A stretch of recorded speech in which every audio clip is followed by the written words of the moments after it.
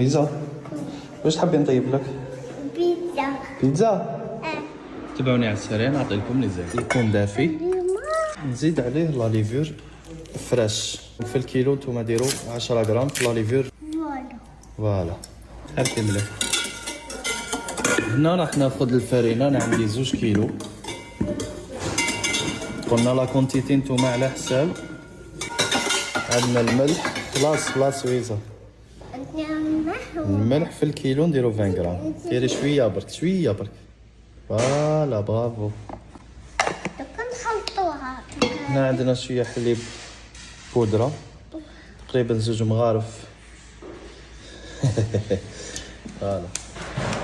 نزيدو 2 حبات تاع البيض. هاكي تعرفي؟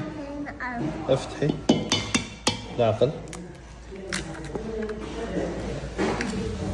ايوا فوالا برافو. فوالا. قسم غرفة كبيرة.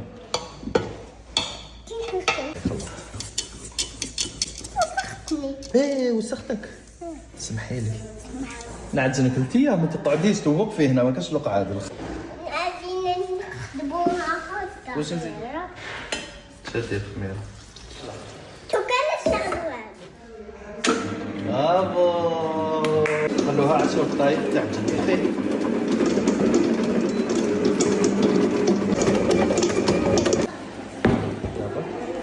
فوالا. شوفوا. مليحة. نقطع لك شوية هكا مليحة. شوفي هكا شوفي يدك. نعطيك انت تخدميها انا نقطعها. قسمي زيدي من هنا كيما راكم تشوفوا 2 كيلو تاع الفرينه تخرج معايا كونتيتي مليحه. لا تيكستور تاع لاباط يعني مانا.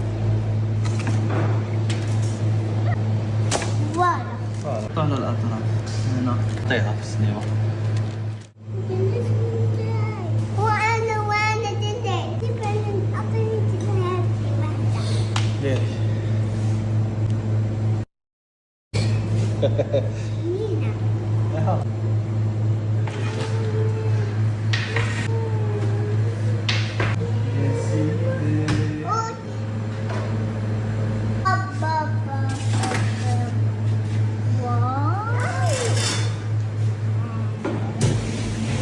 كولي فيزا.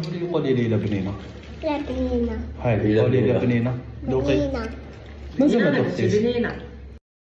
مع هاد البرد وهاد الاجواء ما يليق لها غير طاجين تاع الجلبانه والقرنون بالرقبه غنمي.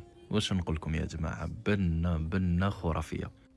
تبعوا معايا كيفاش حضرته بطريقه سهله. نشعل على النار ونجيب الطاجين تاعي ونحطه فوق النار يسخن شويه. من بعد راح ناخذ ملعقه كبيره تاع السمن نزيد عليها شويه تاع الزيت ونخليهم يسخنوا مليح. السمن راح يعطي بنه تقليديه في الطاجين تاعنا. الطاجين هذا مع الغنمي يمشي مليح، لكن استعملوا نتوما واش تحبوا. تقدروا حتى ديروها بالدجاج عادي. راح نطيب اللحم تاعي حتى وين ياخذ لون من لي دو كوتي. نزيد عليه بصله كبيره اللي قطعتها رقيق. وبالنسبه للتوابل ما فيهش حاجه كبيره، فيها ملح فلفل ابيض لانه راح نديرها مرقه بيضاء وشويه تاع القرفه اللي تمشي مليح مع هذا الطاجين. نحرك مليح التوابل مع اللحم، نمرقها بالماء سخون ونخليها حتى وين يطيب هذاك اللحم. غير يطيب اللحم التم راح نزيد عليه الجلبانه، نزيد عليه القرنون اللي كنت قطعته الى شرائح كما رانا نشوفوا ونخليهم حتى وين يدخلهم طياب. بعد ما يدخلهم طياب نروح نعقدهم بحبه تاع البيض، شويه تاع المعدنوس، القارص، ونزيدهم على هاد الطبق تاعنا. نغطي عليه 5 دقائق وراح يكون جاهز. الريحه كانت بزاف شابه. رافقتوا مع هذا المطلوع. اذا حبيتوا الوصفه تاع المطلوع طبعا خلوا لي في التعليقات. ودقناه بالصحه والهنا وجربوا هذه الوصفه اكيد راح تعجبكم.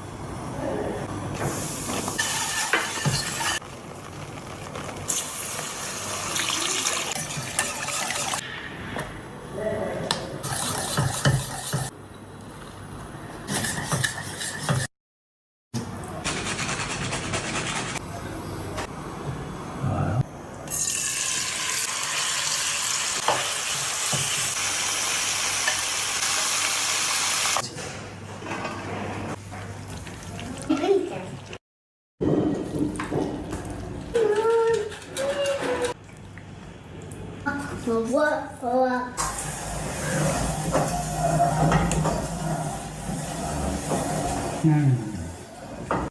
يا سلام، شوف شوف شوف شوف شوف شوف، ما شاء الله. شوف المنظر، شوف الجمال، شوف الإتقان، شوف الألوان، شوف الحركات، شوف الإبداع. يا الله.